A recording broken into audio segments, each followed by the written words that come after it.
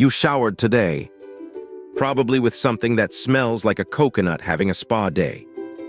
You lathered up, rinsed off, and thought about it exactly 0 times. Now here's the uncomfortable question. What did people do before soap? And I don't mean before your specific brand of tropical body wash. I mean before soap was a thing you put on your body at all. Because the answer involves ash, clay, oil, and, brace yourself, a surprising amount of human urine. Let's start with the Greeks and Romans, who were genuinely obsessed with being clean and did it without a bar of soap in sight. Their method was oil. You'd rub olive oil all over your body, let it mix with the sweat and dirt, and then scrape the whole lot off with a curved metal tool called a strigil.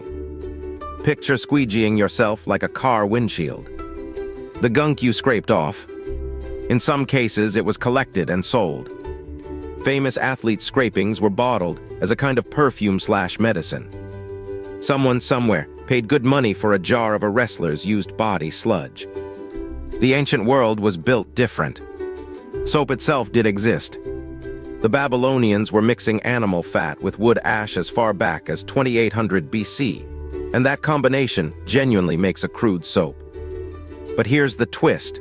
For thousands of years, almost nobody used it on their body. Soap was for cleaning wool and textiles. The idea of rubbing it on yourself came much, much later. So how did you get clean?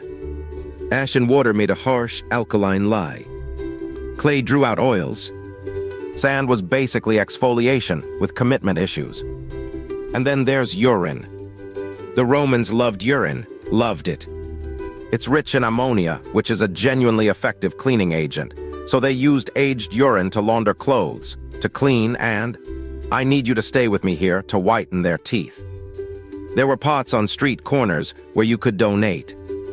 And when the Emperor Vespasian put a tax on the urine trade, his son complained it was beneath them. Vespasian held up a coin, told him to smell it, and said, "It doesn't stink, does it?" That's where the phrase, "money doesn't stink," comes from. A Roman emperor defending his pea tax. History is a gift. Then something strange happened in medieval Europe. Bathing went out of fashion. And not for no reason. After waves of plague, people came up with a theory. Disease traveled through bad air, and hot water opened your pores, which let the bad air in. So the logic became, a layer of grime actually protects you. The dirtier, the safer. The wealthy doubled down on perfume and clean linen shirts instead of clean skin.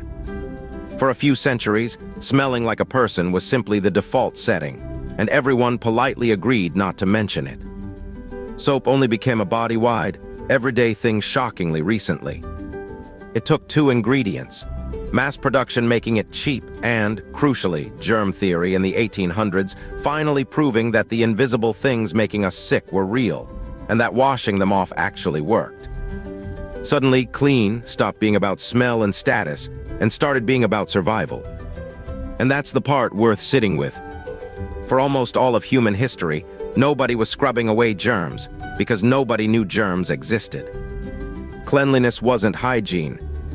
It was ritual and reputation, and masking the smell of being alive. Your ancestors weren't filthy because they were stupid. They were doing their honest best with ash, oil, clay, and an open-minded relationship with urine. The obsession you have now, antibacterial everything, a different product for every square inch of you, the mild panic when the soap runs out, that's about 150 years old. A blink. So the next time you stand in the shower, thinking about nothing, remember, you are the beneficiary of one of the most recent luxuries in the entire human story. For thousands of years, I'm out of soap wasn't a minor inconvenience. It was just Tuesday, and the alternative had a collection pot on the corner.